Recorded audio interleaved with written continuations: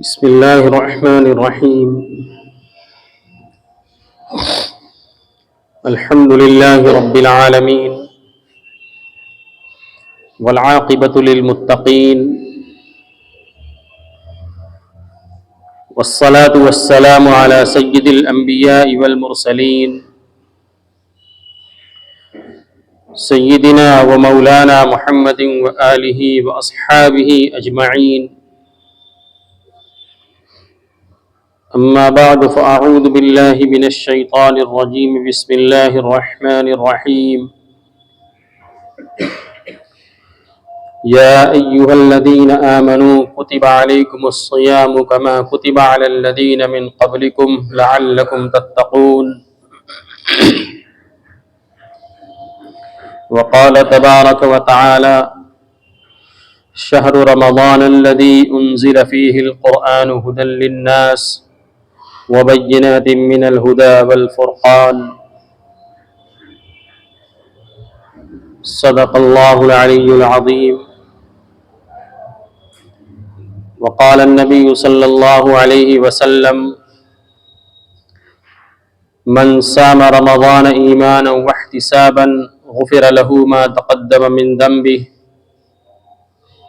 وقال عليه الصلاة والسلام: من قام رمضان إيمانا واحتسابا غفر له ما تقدم من ذنبه. وقال: الصلوات الخمس والجمعة إلى الجمعة ورمضان إلى رمضان مكفرات لما بينهن ما اجتنبت الكبائر، أو كما قال عليه الصلاة والسلام.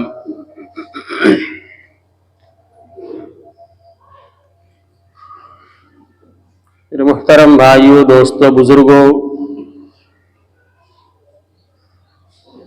اللہ تبارک و تعالی نے اس کائنات کے اندر مختلف ایام اور مختلف دنوں اور راتوں کو دیگر ایام، دنوں اور راتوں کے اوپر کچھ فضیلتیں عطا فرمائی ہیں، جیسے شب برات، اس کے اندر اللہ تبارک و تعالی مغفرت کا عام اعلان فرماتے ہیں۔ اسی طریقے سے عرفہ کا دن، مزدلفہ کی رات، عیدین کی رات، ذی الحجہ کے شروع کے 10 دن، 9 دن اور اس کی رات، عاشورے کا دن، جمعہ کا دن اور شب جمعہ، یہ مختلف اوقات ہیں جن کو اللہ تبارک و تعالی نے دیگر ایام کے اوپر فضیلت عطا فرمائی ہے۔ ان اوقات میں اللہ تبارک و تعالی اپنے بندوں کو اپنا خصوصی قرب عطا فرماتے ہیں، لیکن ان تمام ایام اور اوقات میں سے جو فضیلت اور جو مقام اور عظمت رمضان المبارک کو حاصل ہے، وہ کسی کو حاصل نہیں ہے۔ رمضان کا مہینہ یہ اللہ تبارک و تعالی کی خصوصی رحمت، اللہ تبارک و تعالی کی طرف سے خصوصی برکتوں کے نزول، اللہ تبارک و تعالی کی طرف سے گناہوں کی معافی، اللہ تبارک و تعالی کی طرف سے کم اعمال کے اوپر زیادہ ثواب، یہ وہ وقت ہے جو اللہ تبارک و تعالی نے خاص طور سے اپنے مومن بندوں کے لیے بنایا ہے کہ اس کے اندر وہ اپنی شان عبدیت کو بڑھا لیں، اپنے اندر وہ مطلوب صفت کو پیدا کر لیں جس کا اللہ تبارک و تعالی نے روزے کے ذریعے سے مطالبہ فرمایا ہے، اور وہ کوئی معمولی صفت نہیں ہے،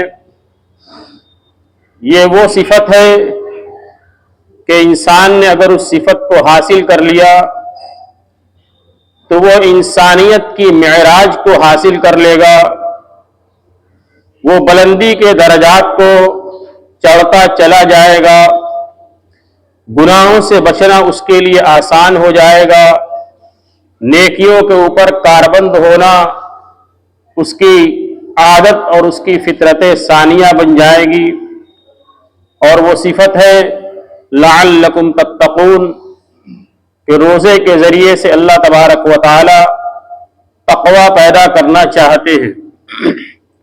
تقوی کیا ہے؟ اللہ تبارک و تعالی کا خوف، اللہ تبارک و تعالی کا استحضار، اللہ تبارک و تعالی کا دھیان کہ ہم ہر حال میں اللہ تبارک و تعالی کی نظر میں ہیں، ہمارا ہر عمل اللہ کے یہاں پیش کیا جائے گا، ہمیں اپنے ہر عمل کا حساب دینا پڑے گا۔ جب یہ دھیان پیدا ہو جائے گا تو پھر انسان کے لیے گناہ سے بچنا آسان ہو جائے گا۔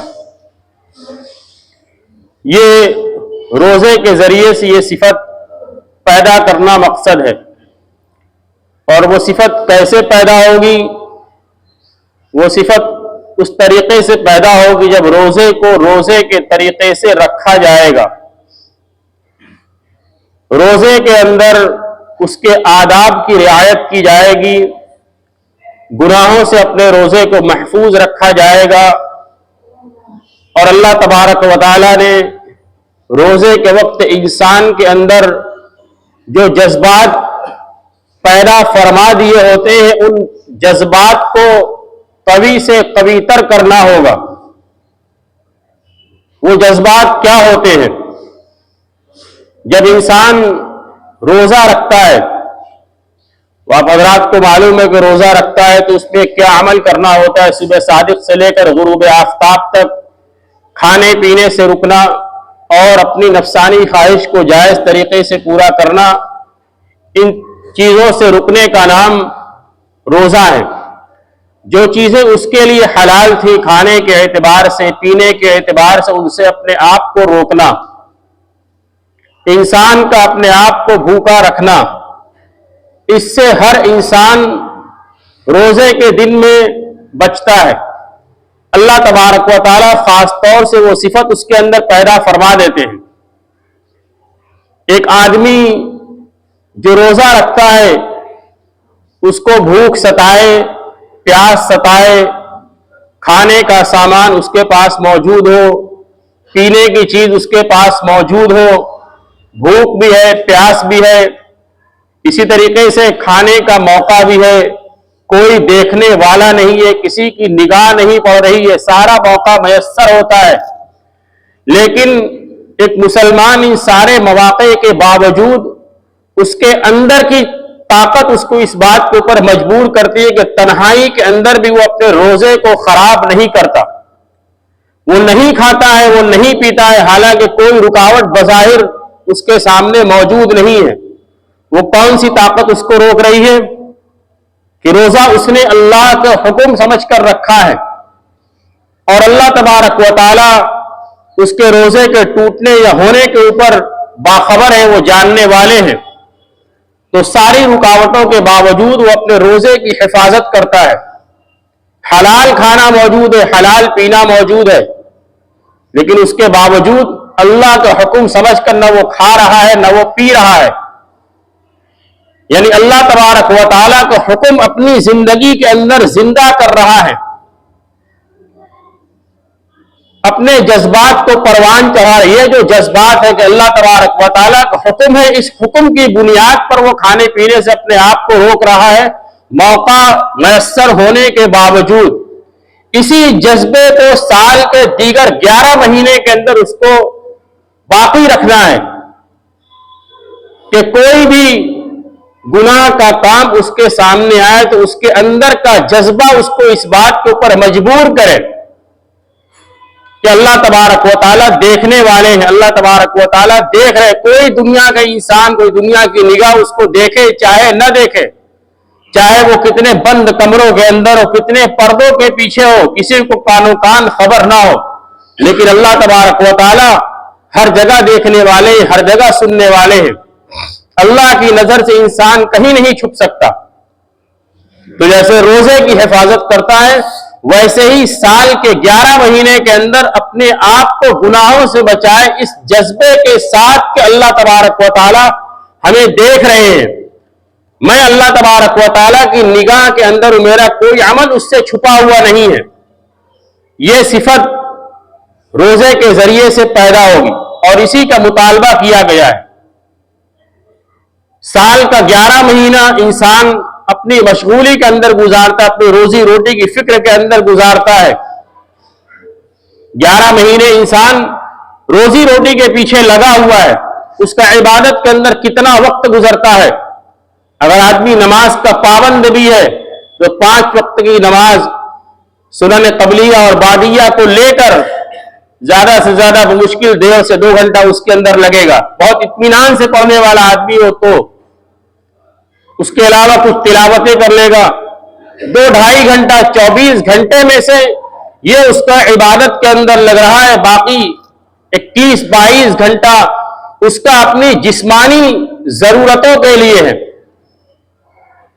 پیٹ کی ضرورت کو پورا کرنے کے لیے, کھانے پینے کے لیے, یا جسم کی ضرورت کو پورا کرنے کے لیے, اس کو آرام دینے کے لیے 21-22 گھنٹے اسی کے اندر لگ رہا ہے. اللہ تبارک و تعالیٰ نے رمضان المبارک کے اندر عبادتوں کو بڑھا دیا اور اس کو بڑھانے کے ساتھ ساتھ اس کے ثواب کو بھی بڑھا دیا, اس کی برکتوں کو بھی بڑھا دیا. حضرت سلمان فارسی رضی اللہ تعالیٰ عنہ کی مشہور حدیث ہے جو رسول اللہ صلی اللہ علیہ وسلم نے رمضان المبارک کے شروع ہونے سے پہلے بیان فرمائی تھی, رمضان کے اہتمام کے طور پر. حضرت سلمان فارسی رضی اللہ تعالیٰ عنہ ارشاد فرماتے ہیں, خطبنا رسول اللہ صلی اللہ علیہ وسلم فی آخر یوم من شعبان, شعبان کے آخری دن کے اندر رسول اللہ صلی اللہ علیہ وسلم نے ہمیں خطاب فرمایا, ہمیں نصیحت فرمائی. کیا نصیحت فرمائی؟ لمبی حدیث ہے جس کے اندر رسول اللہ صلی اللہ علیہ وسلم نے رمضان کے برکات کو بیان فرمایا. آپ نے فرمایا, قد اولکم شہر عظیم مبارک, تمہارے اوپر ایک مہینہ آنے والا ہے. آپ نے بلکہ یہ کہیے کہ آنے کا لفظ استعمال نہیں فرمایا, عربی کے اندر آنے کے لیے جا کا لفظ ہے, جا کا لفظ استعمال نہیں فرمایا, آپ نے اولہ کا لفظ استعمال فرمایا. قد اولکم شہر عظیم مبارک. اضلہ کا ترجمہ ہوتا ہے چھا جانا, سایہ فگن ہو جانا, جیسے بادل چھا جاتا ہے اور پھر اس کے بعد جھوم کر برستا ہے, ویسے ہی رمضان المبارک کا مہینہ تمہارے اوپر چھا جانے والا ہے اور پھر اس کے بعد اس کی برکتیں بارش کی طرح تمہارے اوپر برسیں گی. عظمت والا مہینہ ہے, برکت والا مہینہ ہے. اس کی برکتیں کیا ہیں؟ رسول اللہ صلی اللہ علیہ وسلم نے آگے اس کو بھی بیان فرمایا. اس کی برکتیں یہ ہے کہ جو شخص, اس کی برکت یہ ہے کہ اللہ تبارک و تعالیٰ نے اس کے دن کے روزے کو فرض فرمایا اور اس کے اندر رات کی عبادت یعنی تراویح کو سنت قرار دیا گیا. اس کی برکت یہ کہ کوئی شخص اس مہینے کے اندر کوئی نفلی عمل کرے گا, اس کو اس نفلی عمل کے بدلے میں فرض عمل کا ثواب دیا جائے گا. اس کی برکت یہ ہے کہ کوئی آدمی ایک فریضہ اس مہینے کے اندر ادا کرے گا, اس ایک فریضے کے بدلے میں 70 فریضے کا ثواب اس کو دیا جائے گا. اسی طریقے سے اس کی برکت یہ کہ روزہ رکھنے کے اندر, اسی طریقے سے رات کی تراویح کو قائم کرنے کے اندر اگر مشقت ہوگی تو اس کے اوپر صبر کرے, اور صبر کا بدلہ بیان فرمایا, صبر کا بدلہ جنت ہے. یہ سب اس مہینے کی برکت ہے. رسول اللہ صلی اللہ علیہ وسلم نے امت کی اس کی جانب متوجہ فرمایا کہ یہ مہینہ آئے, اور اسی طریقے سے نہ گزر جائے جیسے سال کے دیگر ایام آتے ہیں اور گزر جاتے ہیں اور انسان اپنی روٹین کی زندگی کے اندر لگا رہتا ہے۔ عبادتوں کو بڑھایا گیا دن کے اندر بھی اور رات کے اندر بھی۔ یہ تراویح یہ رمضان المبارک کی مخصوص عبادت ہے، سال کے دیگر ایام کے اندر نہیں ہے۔ سال کے ایام کے اندر جو عبادتیں ہیں، رات کی عبادت کے اندر تہجد ہے، لیکن رمضان میں خاص عبادت دی گئی تراویح، اور اس کا ثواب زبردست رکھا گیا۔ ثواب کے اندر بیان فرمایا گیا کہ ایک تراویح کے اندر ایک سجدے کے اوپر اللہ تبارک و تعالیٰ 1500 نیکیاں عطا فرماتے ہیں۔ ایک سجدے کے اوپر 1500 نیکیاں عطا فرماتے ہیں۔ ایک سجدے کے اوپر اللہ تبارک و تعالیٰ جنت میں ایک درخت لگاتے ہیں، جس درخت کے سائے کے اندر ایک تیز رفتار گھوڑا 500 سال تک دوڑے گا، تب جا کر اس کا سایہ کو وہ طے کر پائے گا۔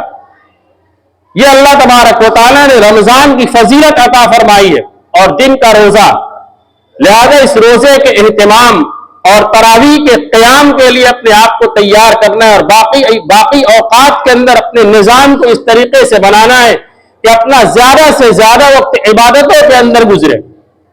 جتنے ایسے غیر ضروری کام ہیں جو رمضان کے شروع ہونے سے پہلے ہم اس کو مکمل کر سکتے ہیں یا اس کو رمضان بعد کے لیے مؤخر کر سکتے ہیں، اس سارے کام کو یا تو ادھر نپٹا لیں یا رمضان کے بعد کے لیے اس کو مؤخر کر دیں۔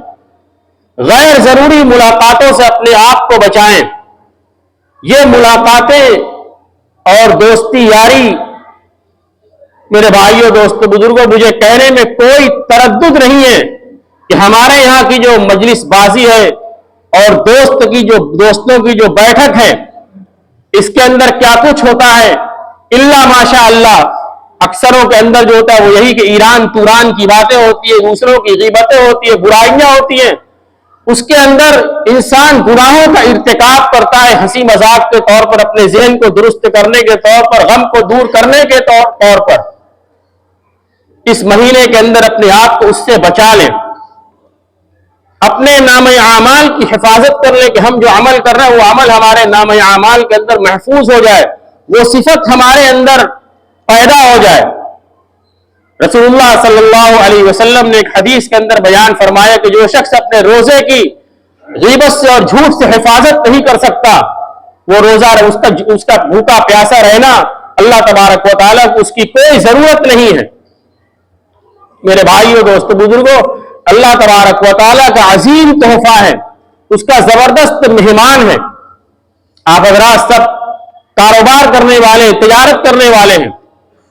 جب کوئی کام کا سیزن آنے والا ہوتا ہے تو سیزن آنے سے پہلے ہر آدمی اس کی تیاری کرتا ہے کہ اس سیزن کے اندر کیا مال بکے گا، اس کی ساری تیاری کر کے رکھتا ہے تاکہ جب سیزن آئے تو زیادہ سے زیادہ مال بیچ کر زیادہ سے زیادہ کمائی کر لیں۔ اور جو آدمی انتظار میں بیٹھا رہتا ہے کہ جب آئے گا تب دیکھیں گے، تو تیاری کرتے کرتے معلوم ہوتا ہے کہ پورا سیزن اس کا گزر گیا اور ہاتھ خالی وہ رہ گیا۔ تو رمضان کا مہینہ آنے والا ہے، ہم اس کے آنے سے پہلے اس کی تیاری کر لیں۔ یہ نہ ہو کہ رمضان آ جائے گا تو پھر اپنا نظام بنائیں گے، نظام بناتے بناتے سوچتے سوچتے ہفتہ عشرہ گزر جائے گا، جب تک نظام کے اوپر کاربند ہو گے رمضان کا مہینہ ہم سے رخصت ہو جائے گا۔ تھوڑا سا وقت ہے، ایک مہینے کا، سال کا 11 مہینہ تو ہمارے لیے ہے ہی، ایک مہینہ ہم اللہ تبارک و تعالیٰ کے لیے خالی کر دیں۔ جو ہماری ضرورتیں بس ضرورت کے بقدر وقت اپنے کام کے اندر لگائیں اور زیادہ سے زیادہ وقت اللہ کی عبادت کے اندر، روزے کے اندر، ذکر کے اندر، قرآن کی تلاوت کے اندر، اللہ کا قرب حاصل کرنے کے اندر، اور خاص طور سے اس مہینے کے اندر اللہ تبارک و تعالیٰ کے سامنے آہوزاری اور دعا کا اہتمام، قرآن پاک کی تلاوت اور رات کے آخری حصے کے اندر تہجد کا اہتمام، اس کا خاص طور سے اہتمام کر لے۔ اللہ تبارک و تعالیٰ ان دنوں کے اندر اپنے بندوں کی دعاؤں کو قبول فرماتے ہیں۔ ہم خوب اللہ تبارک و تعالیٰ سے دعا کریں، اپنے اوقات کو خالی کریں، فرض نمازوں کے بعد خوب کثرت کے ساتھ دعا کریں، رات کے وقت دعا کریں، سحر کے وقت دعا کریں، افطار کے وقت دعا کریں۔ عصر کی نماز کے بعد سے غروب آفتاب کا جو وقت ہوتا ہے، یہ انتہائی قیمتی وقت ہے۔ اس وقت کو قرآن پاک کی تلاوت کے اندر، ذکر و اذکار کے اندر، دعا کے اہتمام کے اندر گزارنا چاہیے. لیکن گزشتہ دنوں کے اندر اور ہر گزرتے دن کے ساتھ اس کی طرف سے غفلت ہوتی چلی جا رہی ہے. افطار کا وقت قریب آتا ہے تو عورتوں کا وقت کچن کے اندر گزرتا ہے، مردوں کا وقت بات کرنے میں، اپنے کاروبار کی مشغولی میں، یا دسترخوان پر آ کر دسترخوان سجانے کے اندر اور اس کو دیکھنے کے اندر وقت گزر جاتا ہے. تلاوت کی اور دعا کی توفیق نہیں ہوتی ہے. اللہ تبارک و تعالی غروب آفتاب یعنی افطار کے وقت خاص طور سے اللہ کی رحمت کا نزول ہوتا ہے، وہ خاص طور سے دعا کی قبولیت کا وقت ہوتا ہے. اس وقت اللہ تبارک و تعالی سے دعا کریں، تہجد کا اہتمام کریں، اور اس مہینے کو قرآن پاک کے ساتھ خصوصی تعلق حاصل ہے. لہذا اس مہینے کے اندر خوب قرآن پاک کی تلاوت کریں، اس کے معنی اور مطلب کو سمجھنے کی کوشش کریں اور اپنی زندگی کے اندر نمایاں تبدیلی لانے کی کوشش کریں. اللہ تبارک و تعالی ہم سب کو ماہ رمضان المبارک کی برکت سے بہرور فرمائے، اس کے ایک ایک لمحے کی قدردانی کرنے کی توفیق عطا فرمائے. وآخر دعوانا الحمد للہ رب العالمین.